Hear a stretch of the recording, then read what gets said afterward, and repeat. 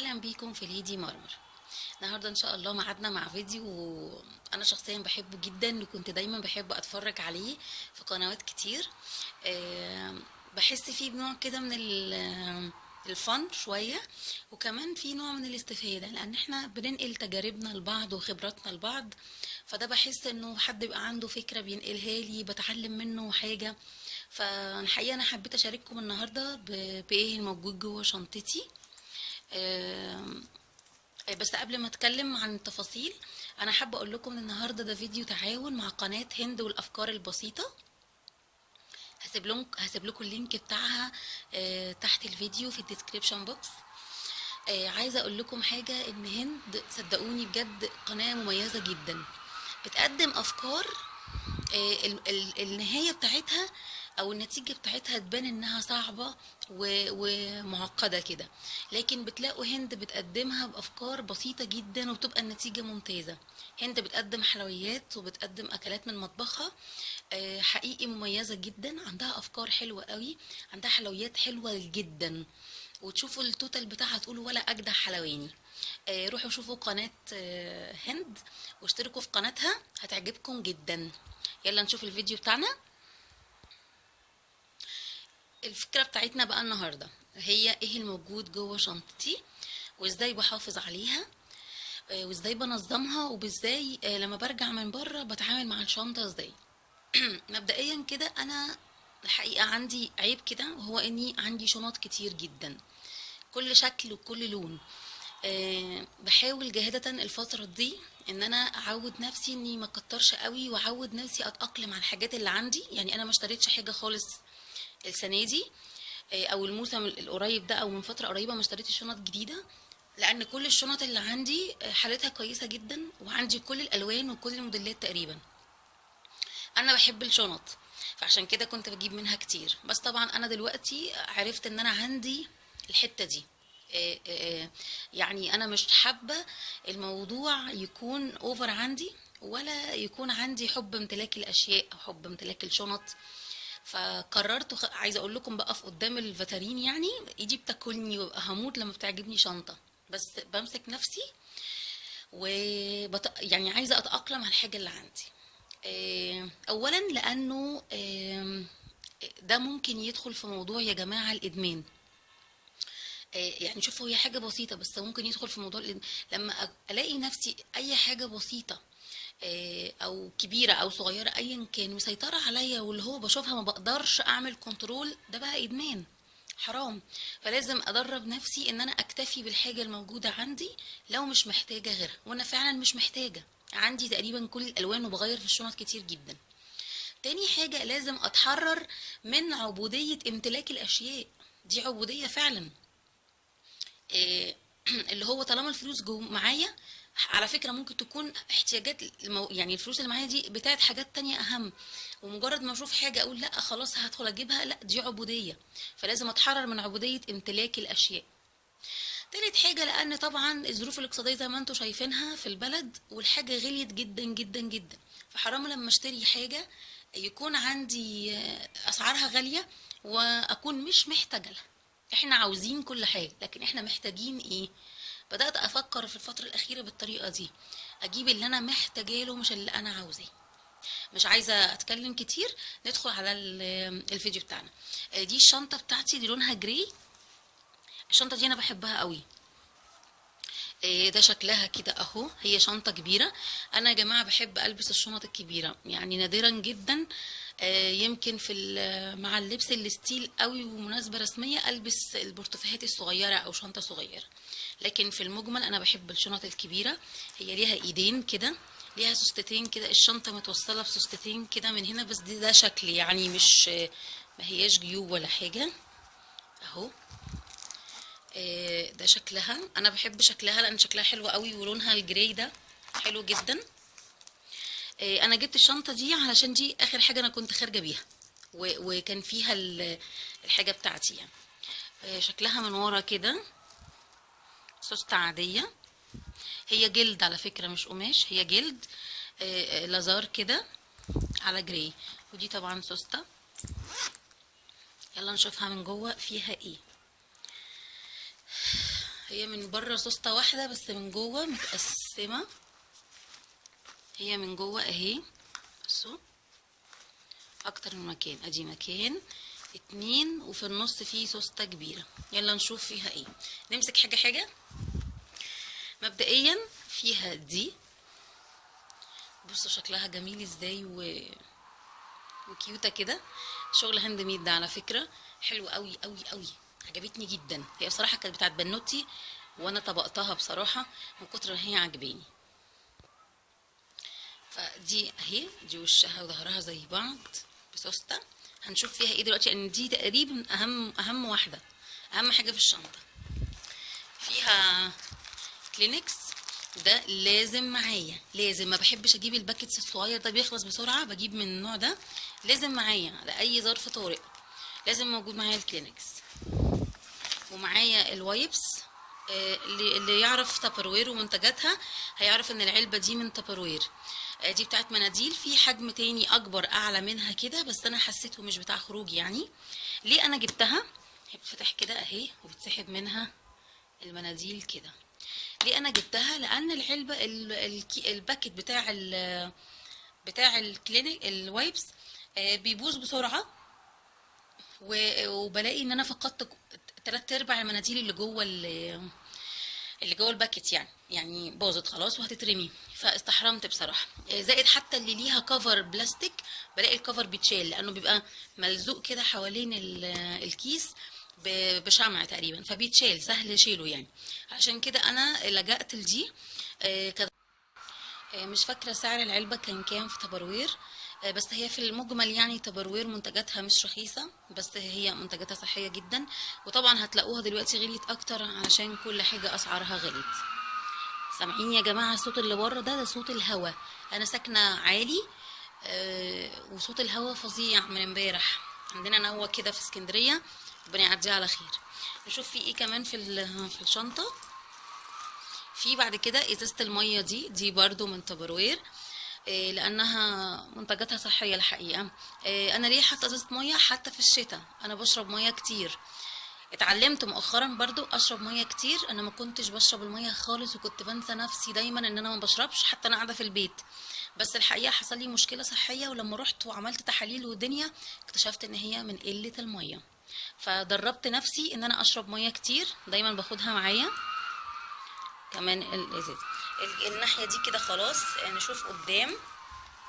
معايا دي شنطه فيها الميك اب اللي انا مستخدماه.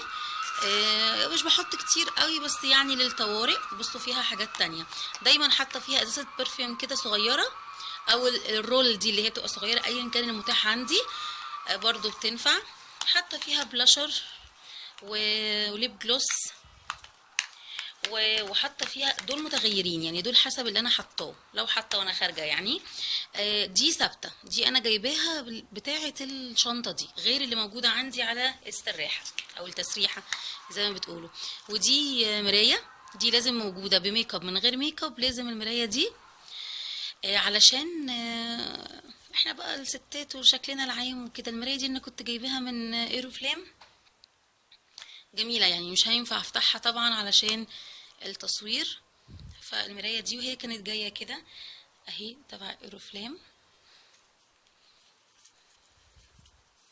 عجبني. انا سايباها بالكيس بتاعها عشان عجباني الحقيقه. دي شنطه الميك اب.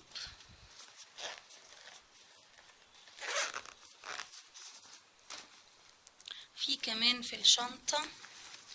ندخل بقى على الصغيره دي.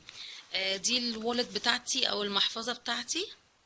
دي هايكوبي، بس عجباني جدا جدا. دي من جوتشي. طبعا هايكوبي مش اوريجينال. هنا كده فيها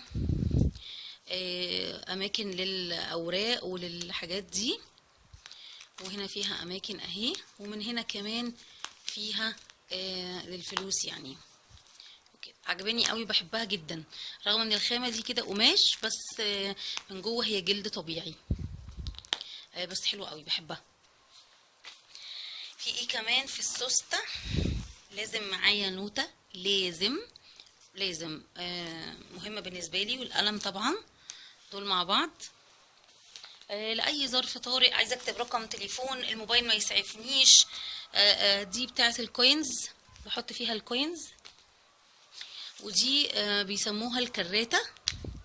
بحط فيها الكروت كده، كل الكروت انا بتعامل بيها، مش بحب احطها في الوالت بتاعتي علشان ما افتحش المحفظة اللي فيها فلوس لو انا بسحب ورق وانا واقفة في اي مكان، واتدربك كده والدنيا تبوظ مني. فبحط كل دول، دي جميلة قوي، فكل حاجة حطها هنا، وكبيرة يعني بتشيل منها كتير. بس ده قلم. هنا بحط هنا في الجيوب دي الموبايل والمفاتيح. طبعا الموبايل انا بصور بيه دلوقتي. حاجة هنا كمان، خلاص كده خلصت. ده كان كل الموجود في شنطتي. تعالوا نفتح المحفظة الأولانية دي كده ونشوف أنا حاطة فيها ايه. بصوا، هي جميلة، هي قماش على فكرة مش جلد، قماش شبه الستان كده بس معمولة بإتقان يعني. بصوا فيها كل الحاجات الشخصية يعني، عشان كده أنا مجمعاهم هنا. دي كانت علبة صابون ديتول معدن، بس دي انا حاطه فيها فوط صحيه سواء الشهريه او الديلي اليوميه، لاي ظرف طارئ ما بشيلهمش. طبعا لو سحبتهم بحط مكانهم لاي ظرف طارئ في الخروج. دي مهمه جدا. حاطه بتاعه الشوز دي اللي هي الاسفنجه دي، الحجم الصغير ده، مهمه برضو بالنسبه لي جدا في الشتاء وفي الصيف، علشان اي بهدله في الشوز فاحنا موجوده. في كمان العلبه دي، دي انا حاطه فيها ابره وخيط. مش بكره خيط كبيره، لا بكره صغنونه كده ابيض واسود وابره لاي ظرف طارئ سواء ليا او لاي حد معايا يعني. طبعا احنا انتوا عارفين احنا اوقات كتيره بنتعرض لمواقف محرجه جدا في الشارع، فالحاجات دي بتنفع جدا. مقص صغنطوط برضو للاحتياط. فيها توكه، توكه كده وتوكه كمان كده، هي دي برضو لاي حاجه تحصل بره البيت. وحتى كريم مرطب، سواء اكلنا بره غسلنا ايدينا او حصل اي حاجة، فهو برضو يعني اهو مفتوح من هنا برضو للاحتياط يعني، علشان اي مواقف محرجة بتحصل. وحتى فيها مبرد، تفهمين بقى احنا المبرد بالنسبة لنا ايه. دي اللي كان موجود جوه الشنطة دي. يمكن في ناس تحس انه يعني ايه الاوفر ده وبتاع، لان انا سمعت الكلام ده، بس الحقيقة هو مش اوفر خالص. لما يحصل معاكي موقف وتلاقي نفسك عاملة حسابك والدنيا ما باظتش منك، ولقيتي نفسك يعني حاجة اتقطعت، محتاجة كريم، محتاجة، حصل اي موقف ولقيتي نفسك استخدمتي العلبة دي، فلما يحصل اي موقف تلاقي نفسك هتعرفي ان انتي بتفكري صح. الفكرة بتاعت العلبة دي جات لي منين؟ مش شرط العلبة، اقصد الفكرة نفسها اني اخد معايا ده او احطه في علبة. هو طول عمري انا باخده معايا، بس ولادي وهم صغيرين كانوا دايما ما شاء الله عليهم لما يحبوا يلعبوا قدام يعني وانا بره، فكانوا يفتحوا الشنطة ويطلعوا كل حاجة فيها. فكنت يعني عايزه اقول لكم كان بيبقى موقف محرج جدا، فتعلمت ان انا احط الحاجه دي في حاجه في بوكس كده. كنت الاول حطاهم في حاجه شبه كده، شبه الوول بتاعت المعدن الكوينز دي، بس اكبر شويه تشيلهم على فكره. وحتى في بانتي كمان، يعني حتى 2 من الفوط اللي هي اليوميه والشهريه، وبانتي كمان برضو لاي ظرف احتياطي، يعني نبقى في السيف سايد يعني افضل. آه، فاضل فكرة بسيطة، وهي اني عايزة اقول لكم انا بعمل ايه في بعد ما برجع من بره. آه، خليكم معايا ثواني. لما برجع من بره وبعلق هدومي واخلص، قبل ما بخرج من اوضه نومي بكون مظبطه شنطتي. لو هفضي منها الحاجه اللي فيها، فهي ليها مكان عندي في التسريحه، في درج من التسريحه فيه الحاجات دي. لو هخرج بالشنطه دي تاني فبتفضل الحاجه جواها. بس بعمل ايه كل مره لو هخرج كل يوم؟ باخد منديل وايبس كده. الخطوه دي بالنسبه لي مهمه في الشنط الفاتحه او في الشنط الغامقه، وبنضف كده شنطتي الجلد كلها من اي اتساخ، من اي تراب، من اي حاجة جت عليها وانا مش شايفاها. بمسح الجلد كله كله كله. بمسح القعدة كمان من تحت، سواء سندتها في العربية، في دواسة العربية، او سندتها في اي مكان في كافيه ولا غيره، بنضفها وش وظهر، بنضف كل حاجه فيها، والاكسسوارز بتاعت المعدن دي كمان بنضفها، علشان احافظ على عمر الشنطه وتفضل بقيمتها وتفضل نظيفه. صدقوني انا بشوف اشكال من شنط خروج ماسكاها بنات او ستات، منظر الجلد مش حلو ابدا ابدا، عليه اي اتساخ، عليه قلم جاف، وعليه حاجات كده.